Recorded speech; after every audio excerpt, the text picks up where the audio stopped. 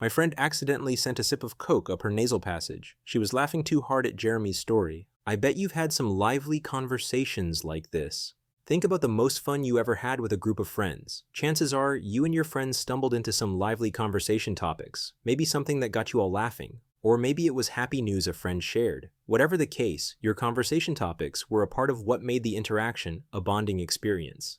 Today, I want to tell you about a weird psychological research study. Psychologists were trying to study the power of subconscious mental associations. It's a well-known fact that our mind notices things outside our conscious awareness. But the question was, can this be used on purpose to influence people?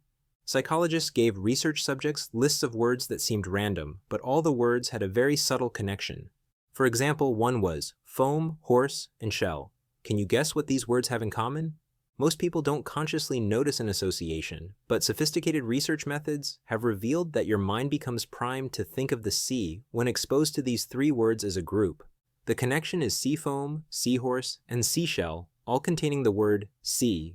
Anyway, the psychologists used this priming effect to get research subjects to unconsciously think about old people, using a different set of words but same idea.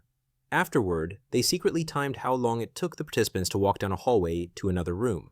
Those who were exposed to old people words unconsciously adopted a slower pace of movement. Those exposed to other mental associations walked faster. Now, I'm setting a bad example. Never launch into a story about a research study on a date, unless you are both PhD students with a common interest or something. The reason I bring up this research study is because I want you to recognize something important. Your date will unconsciously associate you with whatever topics you discuss on a date with him. His experience of you is very limited at first. First impressions are formed quickly, based primarily on how he feels in your presence, but the effect is still there even after years of spending time together.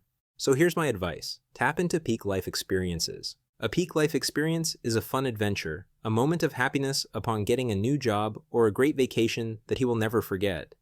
It's any memory that pulls up a well of positive emotions. It's easy to ask bland questions about his work and how many siblings he grew up with, but those topics will not generate the kind of feelings you want him to associate with being in your presence.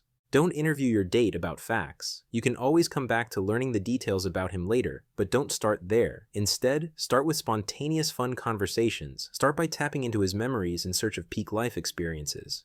If you'd like to see a whole list of topics men love to talk about, we have training material available on our website focused on that, plus common things women talk about that turn men off. Check out the link in the description to learn more.